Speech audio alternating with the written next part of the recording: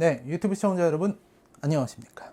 자, 라이너의 컬처쇼크에서 제공하고 있는 미리 보고 온 후기 계속해서 진행을 하도록 하겠습니다. 영화를 좀 미리 보고 와서 여러분들께 솔직한 후기를 좀 들려드리고, 그리고 어떤 영화에 대한 날선 비판이나 철저한 분석 이런 것들은 리뷰에서 하기로 하고요. 여기서는 좀 영화에 대해서 최대한 긍정적인 이야기를 하는 그런 후기를 남기고 있습니다. 자, 이번에 보고 온 작품은요, 사실 저는 지난주에 보고 왔습니다. 언론배급 시사회로 보고 왔는데, 그 작품은요 바로 우리 모두가 기대하고 있는 작품이자 6월 첫째 주부터 들어가는 영진이에서 진행하는 거죠. 6,000원 할인권, 영화 할인권의 첫 번째 수혜를 받을 것으로 예상이 되는 작품, 바로 송지효, 김무열 주연, 그리고 손원평 감독의 침입자라는 영화입니다. 자, 침입자, 네, 침입자 보고 왔고요. 자, 이 침입자를 보고서 이제 후기를 좀 들려드려야 될 것 같은데, 사실 침입자를 보면서 느낀 게 되게 많습니다.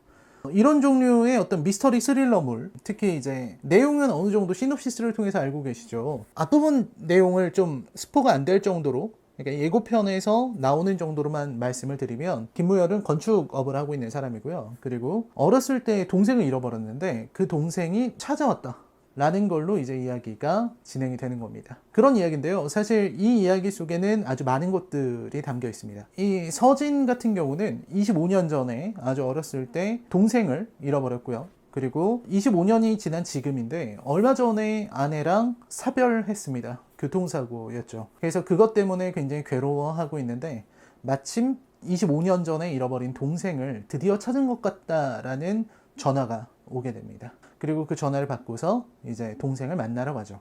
그리고 그 동생 유진이 바로 송지효 씨였던 거고요. 그 다음에 이제 동생이 돌아온 건 좋은데, 동생이 돌아오고 나서 정말 너무나도 좋은 일들이 이렇게 벌어지는 것 같은데 조금씩 뭔가가 이상하다.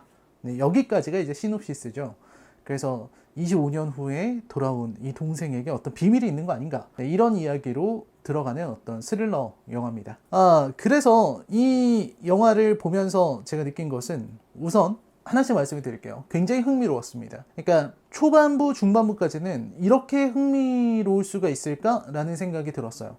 우리나라에서 이런 종류의 어떤 스릴러 영화, 이런 것들이 많이 나왔습니다. 최근 들어서 정말 많이 반복됐던 이야기이기도 하고요. 특히 이런 어떤 집에 누군가가 침입하는 홈 인베이전 장르, 이런 장르들은 또 많이 있었잖아요. 그러니까 예를 들면은 얼마 전에 미국 영화긴 합니다만 어스 같은 영화가 있었고요. 그 다음에 또 김무열 씨가 나왔던 기억의 밤 같은 작품, 이런 작품들을 생각해 보면은 좀 비슷한 결이 아닌가 라고 생각할 수도 있는 그런 영화죠. 근데 이 영화를 보다 보니까, 그리고 영화를 계속 보면서 참으로 흥미로운 소재고 또 그거를 잘 풀어내고 있구나 라는 생각이 들었어요. 중반까지는 그랬습니다. 그리고 이제 배우들의 연기인데, 이 연기에 있어서는 사실 김무열 배우 같은 경우는 요즘 뭐 워낙 많은 영화에서 보이고 있고 아주 많이 인정을 받고 있죠. 뭐 얼마 전에 악인전 같은 영화, 그리고 제가 말씀드렸던 기억의 밤 같은 영화도 있었고, 또 올해 개봉한 영화 중에는 이제 그 정직한 후보라는 작품이 있었죠. 정직한 후보는 사실 뭐 망작처럼 보이지만 굉장히 괜찮은 재밌는 영화입니다. 왜냐면 제가 늘 말씀드리지만 미국의 짐 캐리가 나오는 라이어 라이어라는 영화를 베낀 브라질 영화의 판권을 샀기 때문에 그만큼은 재밌어요. 그 정도 흉내낸 만큼은 재밌을 수밖에 없는 그런 영화였습니다. 아무튼 김무열이라는 배우는 계속해서 좋은 평가를 받고 있는 배우고, 사실상 여기서도 상당한 열연을 보여줘요. 사실 굉장히 그게 중심에 있는 인물이고 또 감정이 굉장히 격해질 수밖에 없는 인물이기 때문에 상당히 표현하기는 어려운 캐릭터다라는 생각이 드는데 잘했다는 생각이 듭니다. 그리고 가장 핵심이 되는 건 바로 송지효인데요. 송지효.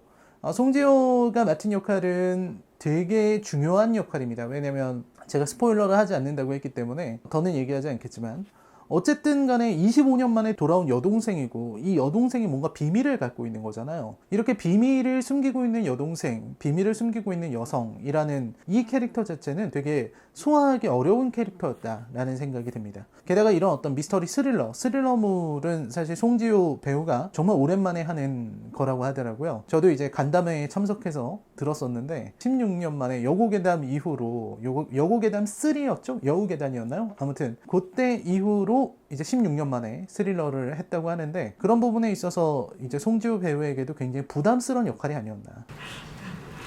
17년이란 시간을 듣고 나니 그렇게 흘렀네요. 열심히 하고 싶고 잘하고 싶다는 생각을 했었었는데 지금 영화를 보고 나니까 아쉬운 부분이 좀 더 많은 것 같아서 우연이라 지금 그만하라고 하는데 자신의 역할과 이런 배역에 좀 만족스럽지 않았다라는 생각도 좀 들었어요. 간담회에서는 그런 이야기들이 좀 나왔습니다. 근데 아무튼 제가 보면서는 상당히 저는 몰입해서 봤기 때문에 그런 부분에서는 좋았다는 말씀을 드리고 싶어요. 그래서 일단 가장 큰 장점으로는 역시 흥미로운 소재라는 거, 그리고 중반까지의 전개가 매우 흥미진진하다. 그 다음에 이제 배우들의 연기가 아주 훌륭하다. 그 정도까지 말씀드릴 수 있을 것 같아요. 물론 이제 송지효 씨가 연기한 캐릭터는 또 보는 사람에 따라서는 어떻게 보면 평가가 갈릴 수 있는 부분이다 라는 생각은 듭니다. 그 다음에 두 번째로는 이런 종류의 영화들, 이런 스릴러물, 특히 우리나라에서 스릴러를 찍는다라고 하면은 아무래도 좀 잔인함, 폭력성 이런 것들을 저는 빼놓고서 얘기할 수는 없다는 생각이 들어요. 또 한국 영화에서 나오는 또 특유의 잔인함이 전 있다는 생각이 들거든요. 그런 부분에서 침입자는 잔인함이나 이런 부분을 걱정하지 않아도 되는 영화다. 그렇게 뭔가 굉장히 잔인한 묘사라든지 잔혹한 묘사라든지 이런 것들은 보이지 않는 작품이었습니다. 그 다음에 조금 더 말씀을 드리자면 반전이 있는 영화, 이런 말씀을 드릴 수 있겠네요. 이 영화는 반전이 되게 중요해요. 그래서 이 반전을 듣고 가시면은 아마 영화를 보는 재미가 없어질 거예요. 그래서 스포일러를 해서는 안 되는 작품인 것 같고, 어쨌든 그런 부분에서 뒷부분에 상당히 그러니까 저도 이런 이야기일 거라고는 생각 안 했기 때문에 굉장히 좀 흥미롭게 봤습니다. 특히 여러 가지 부분에서 흥미로웠고요. 그리고 이제 손원평 감독이 원래 소설을 쓰시던 분인데 그분이 쓰신 소설 아몬드라는 작품이 있어요. 그 아몬드라는 작품과 다루고 있는 소재라든지 그런 부분에서는 유사하다, 이런 말씀을 드릴 수가 있겠네요. 무엇보다 이제 주제의식 부분도 나쁘지 않았다고 생각을 합니다. 가족에 대한 이야기죠. 그러니까 무슨 얘기인지 말씀드리지 않았지만 어쨌든 가족에 대한 이야기입니다. 25년 전에 헤어진 여동생이 다시 돌아오는 그런 이야기니까요. 가족에 대한 이야기고 또 한편으로는 여러 죄에 대한 이야기라는 생각이 들어요. 죄의식 이런 부분의 이야기라는 생각이 들기 때문에 상당히 보면서는 되게 떠오르는 것도 생각하는 것도 많았습니다. 이제 아쉬운 부분이 있다면 요거는 이제 제가 리뷰에서 자세히 말씀을 드리겠지만, 아쉬운 부분이 있다면 역시 중반 이후에 종반으로 가는 흐름은 전 좀 아쉬웠어요. 그래서 그런 부분에서 사실 침입자라는 영화가 저는 그렇게 생각을 합니다. 코로나19에 의해서 침체에 빠져있는 이 영화계를 구원할 만한 메시아 같은 그런 영화라는 생각까지는 들지 않아요, 솔직하게. 하지만 언제 어느 시대, 그러니까 코로나가 아니라 그 전 시대에 나왔어도 이 작품은 저는 똑같이 평가를 했을 것 같아요. 중반까지 매우 흥미롭고 그리고 볼만한 영화다. 그리고 이런 종류의 장르가 또 마음에 드시는 분들은 아주 재밌게 볼 수도 있는 그런 영화인 것 같다. 다소 약간의 아쉬움은 있지만 그렇다고 해서 이게 무슨 안 좋은 영화라고 분류될 수 있는 작품은 아닙니다. 충분히 좋은 영화다라는 말씀을 드릴 수가 있겠죠. 그래서 그 정도 영화가 되는 것 같고요. 제가 볼 때는 그 중간 개투 정도는 된다, 원포인트 릴리스 정도는 되지 않느냐, 그런 생각이 들기 때문에 침입제한은 제가 보면서 흥미로웠습니다. 그리고 제 생각을 뛰어넘는 혹은 제가 어떤 예상한 것과는 다른 결의 작품이 나왔다는 거, 이런 부분도 저는 되게 높이 평가하고 싶어요. 왜냐면 이런 이야기가 상당히 뻔하게 흐를 수도 있는 그런 소재라는 생각이 드는데 결코 뻔하게 가지 않고, 그리고 손원평 감독이 자신만의 스타일로 선보이려고 했었던 여러 장면들, 이런 부분들이 전 좋았다는 생각이 듭니다. 다소의 아쉬움은 접어두고 침입자에 대해서 소개를 해드렸습니다. 그 다음에 조금 더 말씀드리자면 이런 부분에 혹시 저 영화 무서운 영화 아니야? 나 무서운 영화 못 보는데 하시는 분들이 있을 수도 있어요. 근데 무서운 영화 아니고요. 그렇게 귀신 나오고 이런 영화는 절대 아니기 때문에 그런 부분은 아니라서 그냥 보러 가셔도 전 나쁘지 않을 거라는 생각이 들어요. 그리고 이 영화가 15세 영화인데 요즘 들어서 특히 작년에 그게 좀 심했던 것 같은데 15세 영화라고 해놓고 사실은 15세 영화를 뛰어넘는 그런 수위의 작품들이 많이 나왔거든요. 근데 이 영화는 아까도 말씀드렸지만 그런 수위는 없다. 그러니까 뭔가 야한 장면 이런 것들도 거의 없고, 그리고 이제 잔인한 장면도 나오지 않습니다. 그래서 그런 부분에서 여러분들이 마음 편하게 볼 수 있는 그런 영화이기 때문에 침입자, 뭐 온 가족이 볼 수 있는 영화라고는 할 수 없지만 스릴러물이니까 그래도 이 시기에 가서 볼 만한 영화인 것 같기는 해요.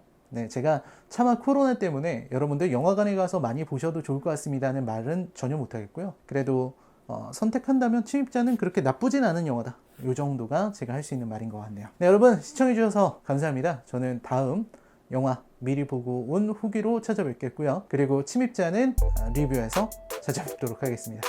시청해주셔서 감사합니다, 여러분. 안녕히 계십시오.